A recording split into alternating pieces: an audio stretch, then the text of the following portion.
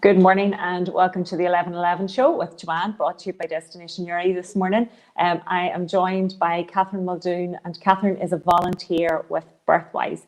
And way back when we first started, Catherine was to join us one of the mornings and we had some technical issues. So I'm delighted that we've got round to connecting again in what I guess seems like a very different world than we would have even been talking about just kind of 10, 8, 9 weeks ago.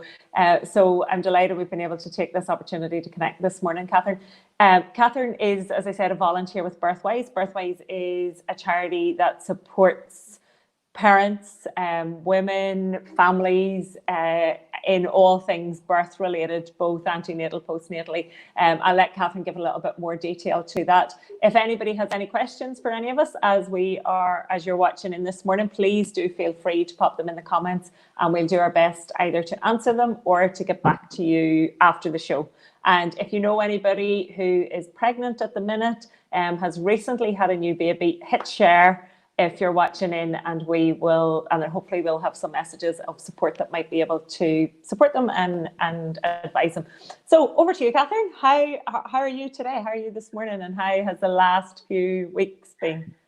I'm doing really, really well. It's kind of strange. We were just saying there about how it's kind of coming round to a time now where we're preparing for going back to some sort of normality. And like you said, I was supposed to be in chatting to you a couple of weeks ago, and I had prepared to say about something about what I was doing to help myself through the where we were in lockdown. And back then I was thinking, okay, what items of things of my old normality was I willing to let go of? And now as we're heading towards going back into the open world again, we're looking at what things that I want to bring with me that I've learned over the last couple of weeks and bring them into my daily life. So that's kind of where my head is at the moment. Just in relation to Birthwise. So yes, Birthwise it's a brand new charity. It's been going for just over the year now. Actually, we've just had our year anniversary there, and what we do is we support women and families from pregnancy, birth, and in the early days of parenting, which we all know normally is a difficult transition to make. But right now, it's all the more compounded with being either at home or not being able to see as many people as you'd be used to seeing in those early days. So yeah, we are a volunteer force of just over 80 people now, and it's been growing amazingly over the past year. And we've been it's like I said, entirely run by volunteers. We have no staff. Everybody that's involved is really passionate about sharing information. We're evidence based. We look at what things that are helping parents, and we are parent led, which I think is a really, really important thing to look at right now, because so much of the time it's about what other people think, but what parents feel and what they need is so important. Absolutely. And I know from kind of my own sort of limited role on the outskirts with Birthwise, and some of the work that they've been involved in, the beauty of that is that it's very adaptable to, very, very quickly. And I noticed that one of the funded programs, moved very, very quickly at the beginning. It was an antenatal program. It moved very, very quickly online. And that support for women at that point was able to continue really, really well.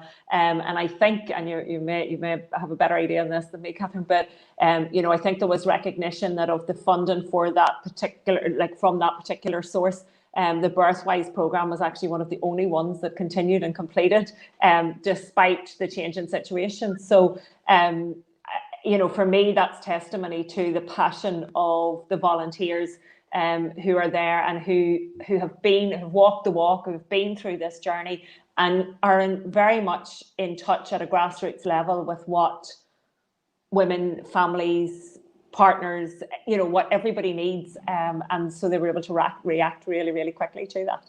I mean, yeah, I think that's been the real core of the charity, is reacting to what parentage, being reactive rather than reactionary. So knowing what's happening, working with parents, working with the funders that we can work with, and making sure that we're providing the care and the support that everybody needs. And I mean, it can be as little as or as small as a conversation over Facebook of somebody that's concerned about something, and we're able to signpost them to somebody, something that needs them, or something that they need, or through to programs that we're running, like our motherhood courses. We have our brand new birth support for parents to be a program which is launched this week, and we've got so much going on constantly. So pre-lockdown, we had things like our Wise One or We Want Feeding Wise Ones programs, which is our intergenerational program, which allows young families to go into nursing and care homes and sing songs and get to know each other. And we have our Bumps and Beyond groups where parents are coming together, no matter what their experience of parenting and birth. So it doesn't matter if you had a straightforward at-home birth, or you've had cesarean birth, or you've been induced. It's about parents being together, and it doesn't matter what way that you feed. So if you're breastfeeding, if you're combi feeding, it's about bringing people together and sharing our experiences. And that was pre-lockdown. We're still running courses online. We're still running projects online. We're having virtual meetups. And I know right now it can be really difficult for parents feeling like they've been trapped in their own home and they're not talking to other people. And as much as I love my children, chatting to just my kids every single day, having that relief of talking to another adult and knowing every Wednesday I'm going to be chatting to my friends. And that time is set out for me, and my kids can go crazy if they're there. And people understand that, and it's about sharing that understanding amongst each other. I think that's, wherever we are in life, having people that we can connect with who can share our journey is vitally, vitally important. And, I know that, whilst it's acknowledging, I guess, all sides of this experience and this particular time that we've been through, because I also have heard some really beautiful stories from women and from families who this has been a really a gifted time where they, we're looking at things like breastfeeding rates increasing, and a lot of that from the people that I've been talking to has perhaps come from having the privacy of their own home, not having, often one of the things that will challenge women around breastfeeding choices is that, they don't feel that they could breastfeed in public for a variety of reasons. And this, maybe that pressure, that expectation, that needing to get back to, inverted commas, normality, has been lifted. So that there's been those huge positives as well. Oh, absolutely. I mean, like you said, there's anecdotal evidence out there now that breastfeeding number is going up. It's amazing that people are getting the choice to do what they want and getting the time to work on that. And I think an awful lot of provision has been put in across healthcare providers to provide support online and to be able to have phone calls and things like that as well, which I think is really, really happening. There's been a real focus on care across the board. It's about people being able to know who to contact and having time to do that at their own pace, rather than, okay, this is when an appointment is and you must go to that appointment and you must be ready at this time. But people are able to take that breath and go, okay, right now I need to talk to somebody, or right now I need to take that space and then I'll be ready. And it's about, I think Martin Luther King said that you must take that first step and hope. You don't need to see the rest of the staircase. Yes. And it's about taking those small steps, and people are being able to take that breath to do that now.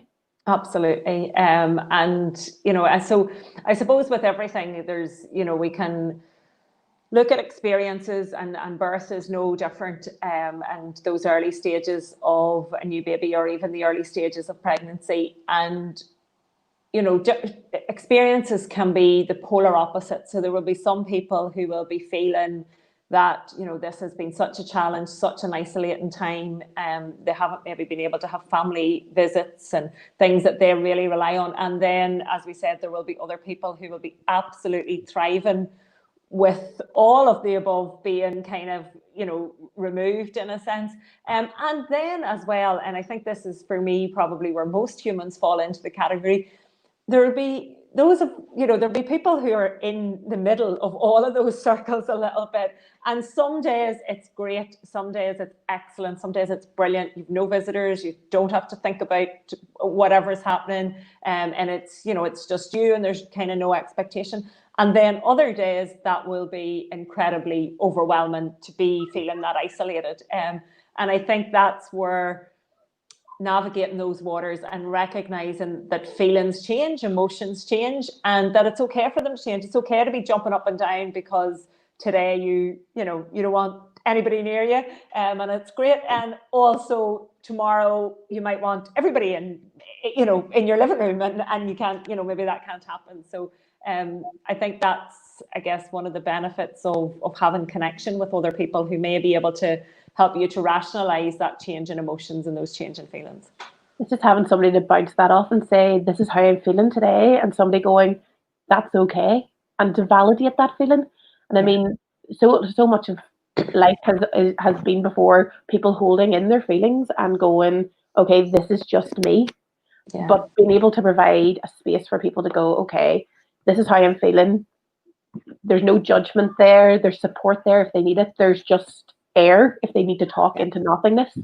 And the recognition that we are all in this together, as far apart as we may be, we are all experiencing this. Yes. And it's a common line between us all right now, which so much of the time we can't find that common thread. And this is a really noticeable one that we can all attach to. And as I said, everyone will be kind of experiencing that differently. It's interesting that you said, you mentioned kind of the word today. I have for many years very consciously, rather than just saying, as often as I can, I guess I don't always use it, but as often as I can, rather than just saying, how are you, I'll specifically say, how are you today? And I've noticed that those choice of words being much more important recently, because it's a how are you today? And in fact, actually, how are you this minute? Because 5 minutes before I could have been like, I can't believe this is happening in the world. And kind of changing that. So I think it's very important that that contact is regular and kind of there and can change as and when. But let's talk a little bit about birth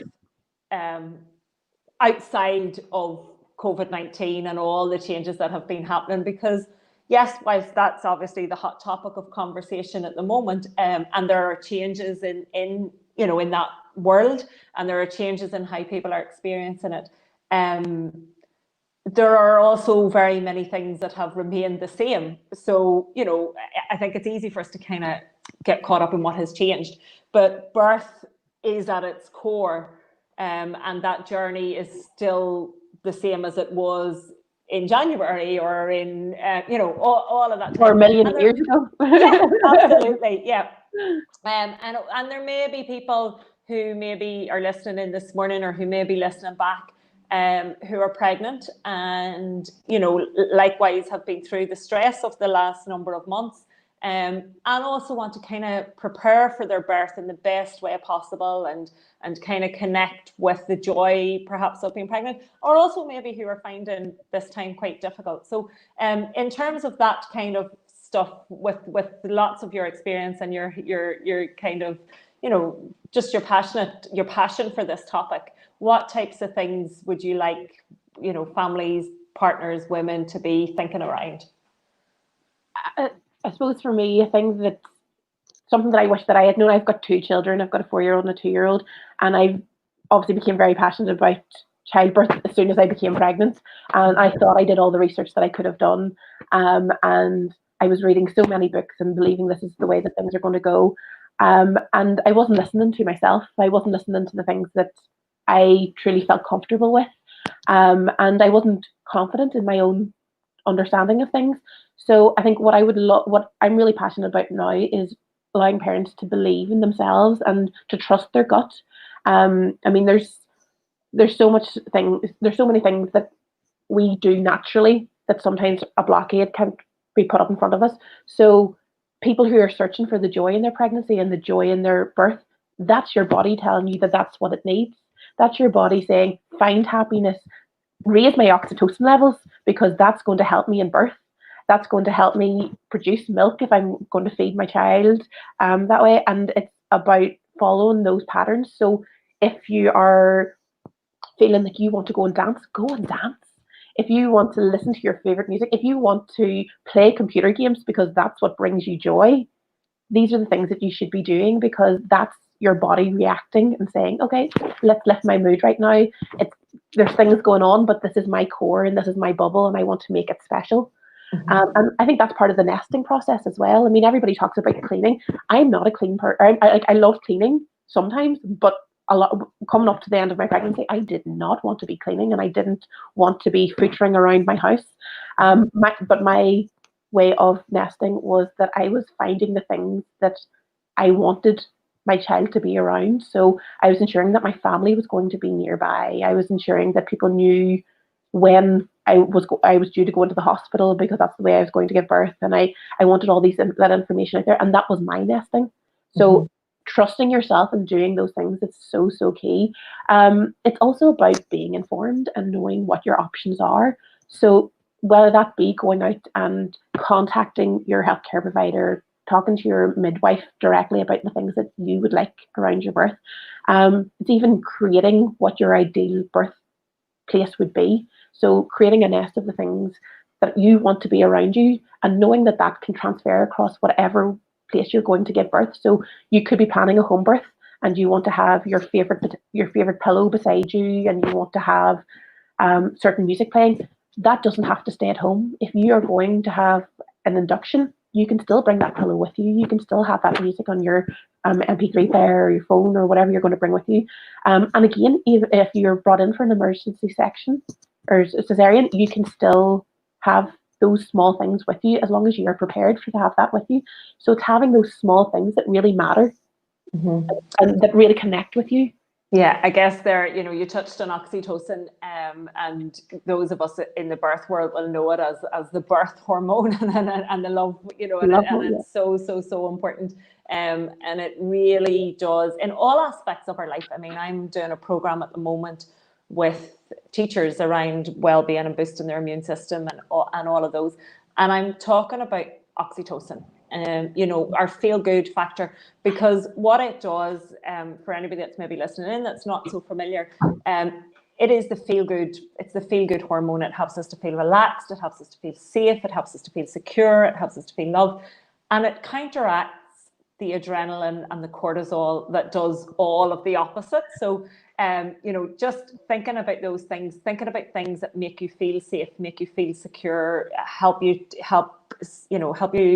to connect, to do all of those things, to create a sense of familiarity. And one of the things that I often speak with my clients about is that transition from home, if labour happens spontaneously at home, and then they arrive in hospital and they're going through that kind of process. Very often what happens is that labour will slow. And that's, if we can see that as a period of adjustment, your brain, your body is just adjusting and checking out this new environment to go, oh, is this safe? Is this a good place for my baby to be born? And particularly for those of us who aren't very familiar with hospital scenarios. I mean, your brain just goes, oh, I don't know where I am. So the safest place for my body right now and my baby is that the baby stays where it is. And we just check this all out and get ourselves cozy and comfy and familiar. Unfortunately, what happens for a lot of women is that their brain, their sort of logical brain kicks in and goes, why is it, what's wrong? Why is everything stopping? Why is everything slowing down? So even thinking along those lines, that if things do slow down, it's just adjustment. It's just your brain, your body making sure that it's in the right space. And those types of things, those familiar things, I often talk about signs and smells, because they're like the really good, great fab triggers for our brain to go, oh, I feel safe. We'll always smell danger before we'll see it. And signs are another one, we'll always hear danger before we see it. So when we're trying to, I guess, counteract that,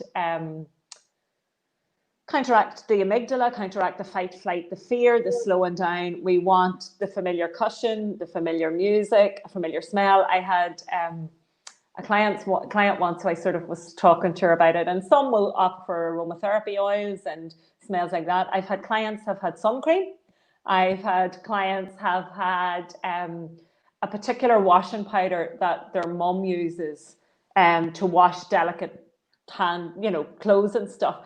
And all of those things, smells, sounds, they really, really help the brain to feel safe, secure, and familiar. And that's exactly the environment that we want babies to make their journey into the world in.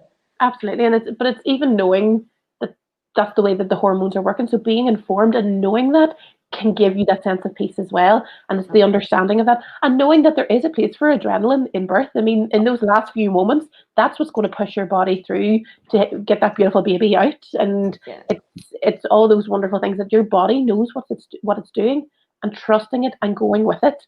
But knowing, again, it's having that information of going, okay, I know why I want this now, and that in itself is calming. Yeah, and then I also, when we touch on that, and we talk about, I guess, trusting our bodies, and having a plan that you would like in an ideal scenario, it's also been very aware that for many women that, the best laid plans, and they can have all the plans in the world, and for a variety of factors, often uncontrollable, perhaps sometimes where things could have been done differently by a variety of people around the woman. That isn't always the experience. And I think, we talked about validating a difficult day. It's really, really important that we have those conversations as well. So important. I mean, it's before and after. So it's before, it's talking to other people about what you do want, and the things, or perhaps the things that you don't want, so that people are able to advocate for you and tell those things. But afterwards, being able to find some place and someone to share your experience with, of these are the things that didn't go the way I wanted, or these are the things that did go, and being able to process that. And it may not even be things that you did or didn't want, it's the things that you weren't, the unknown unknowns, things that are out there that you can't be prepared for. Absolutely. And I think, as well in that, we do have a culture, albeit that it's changing, hopefully, and there's a lot of work being done around that, where we do, there has been historically a culture of physically healthy mommy, physically healthy baby. And so, sure, get on with it, regardless of what has happened before, or regardless of how the experience was. And I think, it's really, really, really important that we allow, and often it can actually be, I have spoken to birth partners where their experience as an observer has been a challenge. Yeah. And very difficult, and led to some very, very difficult kind of experiences for them as well. And it's about, birth is across so many different people, and it affects everybody that's involved. So it can be that the mother is affected, the father is affected, the birth partner, whether that is a partner in life or not. These people are really part of something that's massive, and it's a whole life changing experience for everybody. And having a space to talk about that and to work it through, and to know that going into it, it may not be exactly how you've pinned it down in that little corkboard that you've had on your room, and this is what I want. It's working through it that way, and kind of going, okay, these are the things that we need to talk about. One of the phrases that I often use again with clients is trusting that the same intelligence that allows your heart to beat and your body to breathe knows exactly what you need in that moment.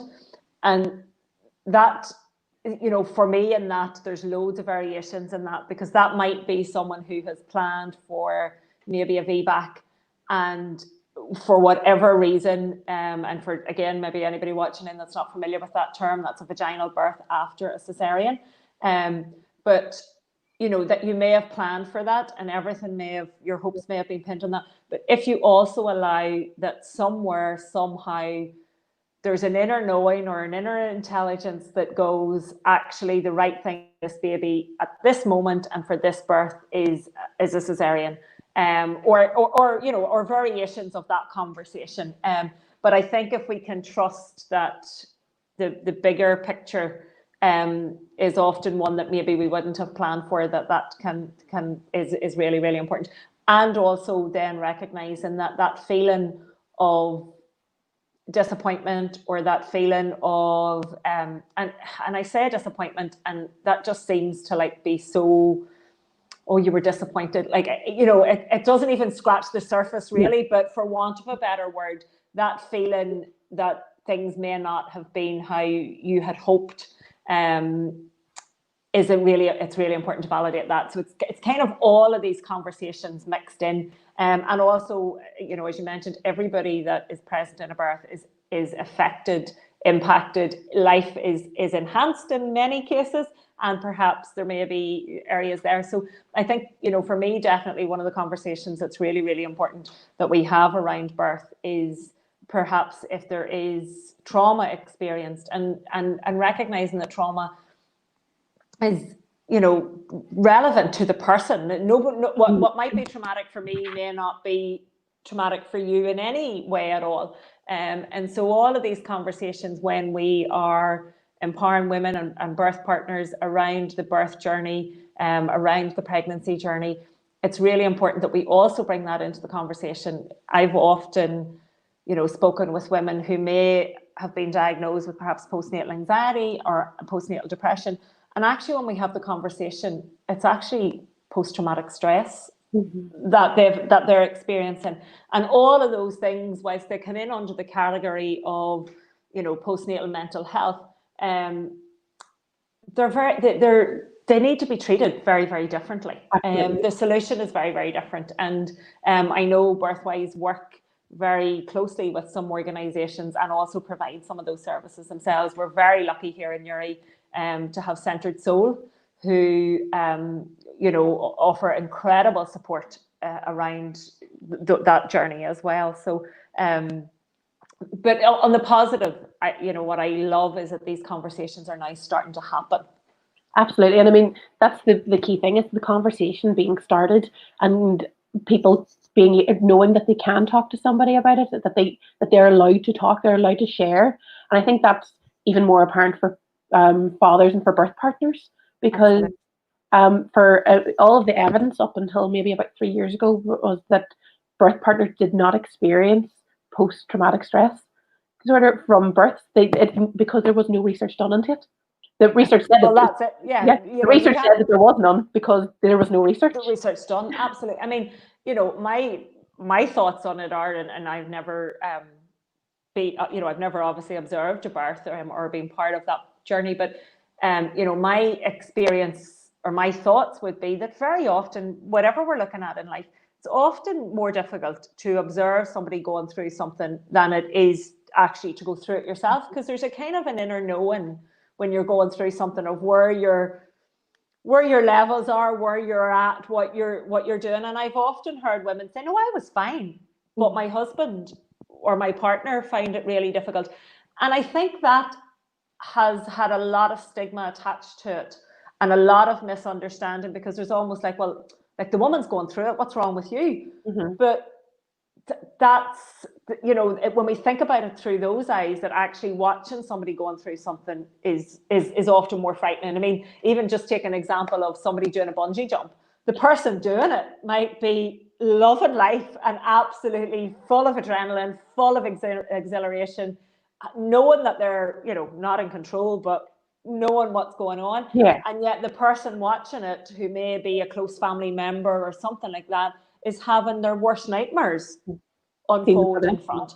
And again, it comes right back to those hormones again. It's the fact that when your body's going through that, it is processing the hormones and it's adjusting itself to those things. Whereas from an outsider point of view, you're not getting any of that feedback. You're not getting that mental feedback to your body to say, okay, things will be okay. This is process, and these are the reasons that this is happening. But for and I suppose, like you said, with the or she's okay, why are you not okay? It comes down to the same sort of reasoning behind, well, at least you've got a healthy baby. Yeah. I mean, that's the bare minimum. That's what you're really hoping for as a bare minimum. Everything else should be built on top of that. Yeah. It shouldn't just be, well, one person's okay. Yeah. Okay. Yeah. And, you know, I often talk about birth signs as well when I'm talking with partners. And I make the joke of having lived through work, I lived in hotels for like 2.5 years. And I have heard signs living in hotels that, you know, you would definitely be dubious about, and be quite concerned about what was going on. And yet clearly the people were having, you know, quite an enjoyable time. And you know, I often try and humor that in terms of birth, that, you know, the signs of birth are very primal signs. Mm-hmm. And yet, you know, because of TV and because of what we, you know, all the hype and all of that, we automatically assume that those signs are painful or discomfort. Now, you know, I'm not trying to sugarcoat the birth process, but they're not always. They can often be release of energy, mm-hmm. release of all of that. And yet to observe that when you're not thinking that way could perhaps be very difficult for someone.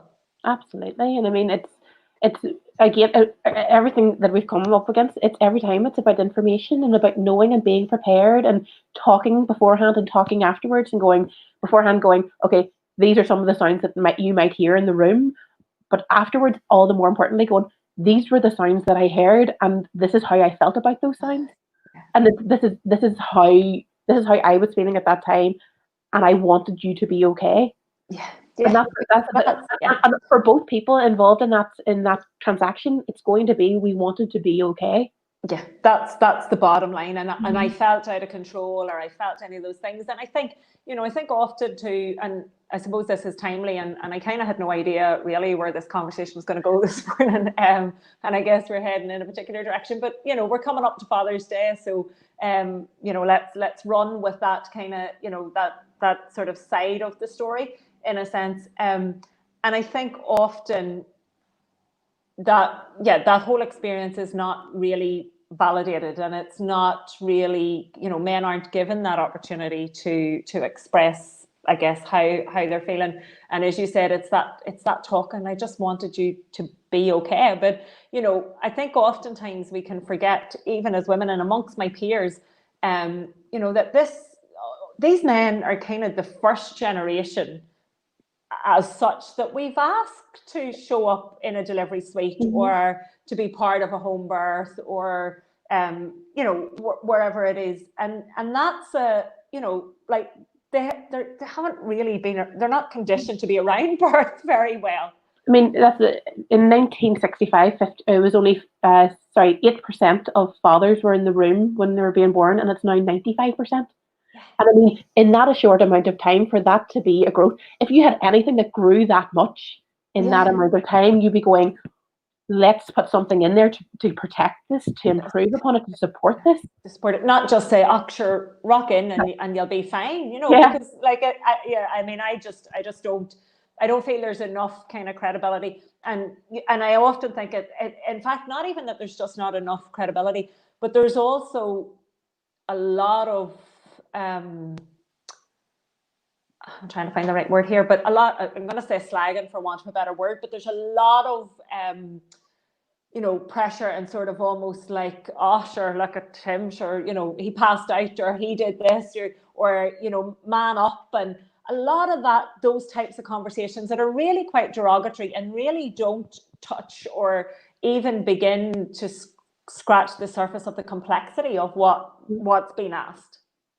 I mean, there's so many layers to it, and I think we are coming around now to being a better society of accepting and supporting men in general, and I think we're working towards it. But there is that suppose that belief that men can't accept this, and men can't be really truly part of it. They're just there as an add-on. Sure, didn't he do good to be there? Sometimes. Yeah, and you know, and then the difficulty, like when he gets offered the toast and the tea, and you know, like there's all of those stories.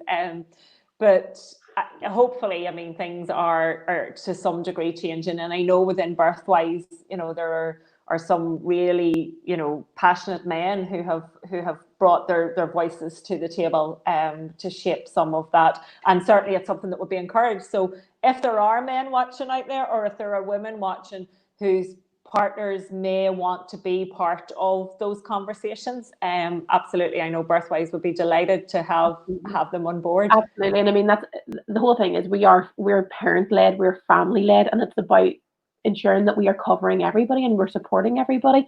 And without those voices there, we can't support them fully, because who are we to say, okay, this is what you need?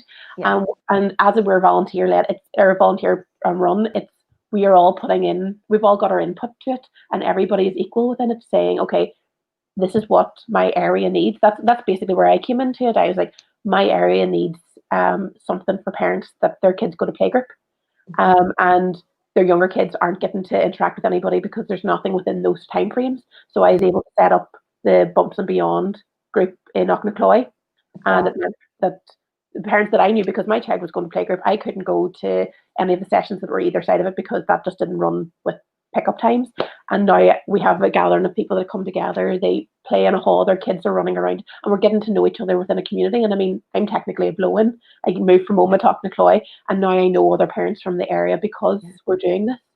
I think that's a big part of a lot of, you know, these types of organizations and organizations that support families and parents, is that often it is people who are new to an area that use them as a space because they don't have a mother on a doorstep, or they don't have a sister nearby, or things like that. And that's where often those kind of friendships then form, because you've people in similar kind of situations. And it's so lovely to watch when those relationships get, connected and nurtured and all of those things as well. So I guess there are so many areas here. You mentioned a program that Birthwise have launched this week.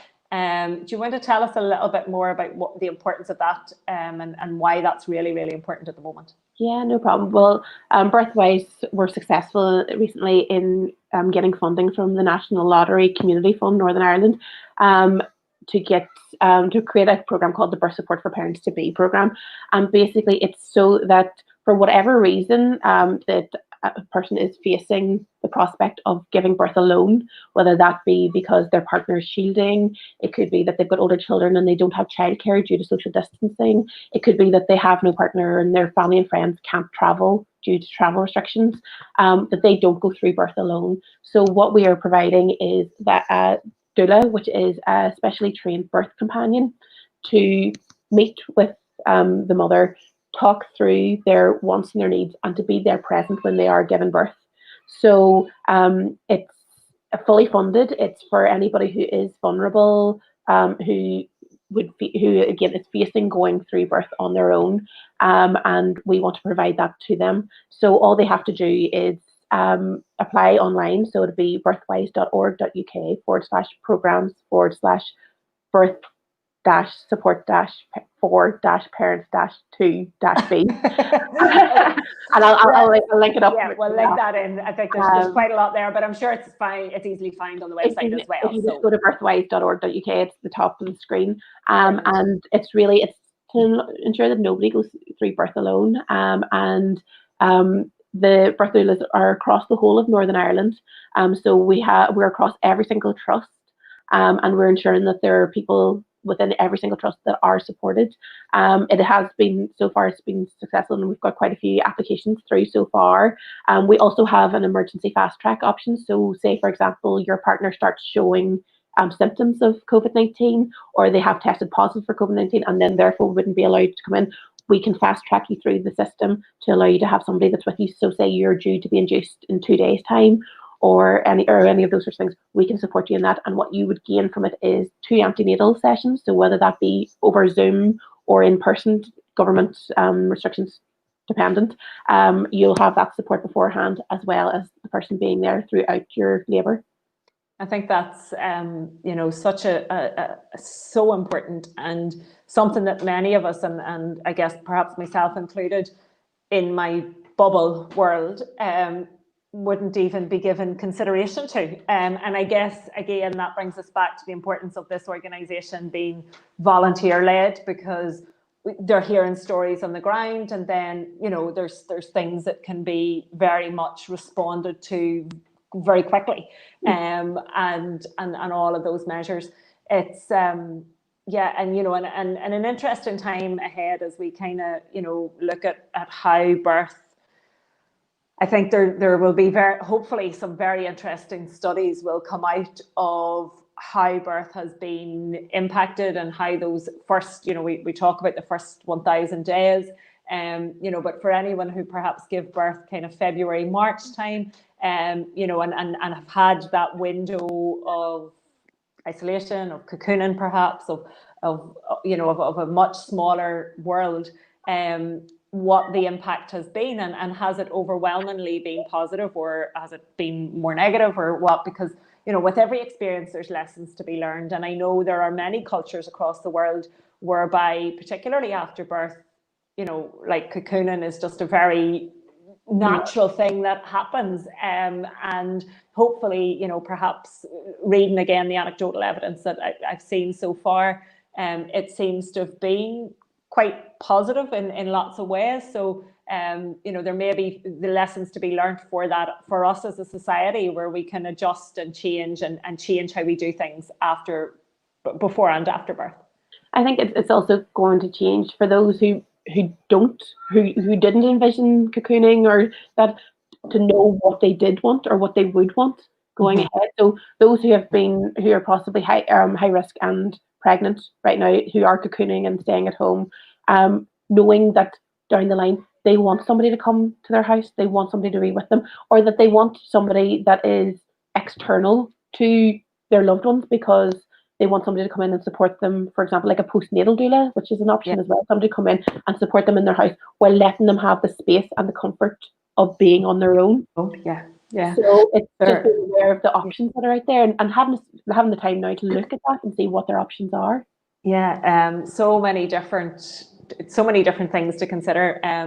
And just to mention before we finish up, today I have just launched a fundraising initiative for Birthwise, the summer solstice stress less experience, and we do begin on Father's Day, or close to Father's Day, that weekend anyway. And so we've talked about fathers, we've talked about dads there, and if anybody's watching in this morning and feels like maybe dad needs to chill a little bit and could benefit from, or indeed anybody, male, female, everybody's welcome on the programme. We would be delighted, Birthwise would be delighted. Birthwise has been one of the organisations chosen, and I know they'll be delighted with all of the support that's there. We're also supporting PIPS, Centred Soul, and the Northern Ireland Air Ambulance as well. So full details of that will be in the comments and stuff here as well. We'll be able to post those in. But Catherine, just to say thanks so much. I'm really delighted that we got that conversation today. And as I mentioned, to our viewers, anybody watching in, if you've any questions at all, I mean, the Birthwise site is just there's so much information there through the Facebook pages, through the various social media channels, on the website, everything as well, and all the groups and different things that happen there to support women and families and parents throughout all of the stages, really. And as you said, regardless of choice, whether it's a home birth, whether it's a VBAC, whether it's a planned induction and cesarean, whether it's a natural vaginal delivery, and everything, and mix of all in between, and whatever feeding choices are as well. This is an organisation that's kind of there and inclusive for all choices. So and across, I think that's one of the beauties as well, is that, you're talking about Aughnacloy. I know the Newry community is very strong. I know the Belfast community is strong. So there's lots of stuff happening in throughout the north, in communities and in organisations. So if this is the first time that you've heard about Birthwise, check out what they're doing, whether that is to support, a family member, or whether you need support yourself. So it's been fantastic to have you here. Thanks a million, Catherine. Thank you to our viewers for watching in, and to Destination Newry for hosting. And I will be back on Thursday this week with PIPS are joining me on Thursday. So we'll be chatting to them and finding out how they have been navigating and supporting their service users and the community over the last few months. So enjoy the rest of your day, Catherine. Thanks a million for being here. And I look forward to connecting with you all soon.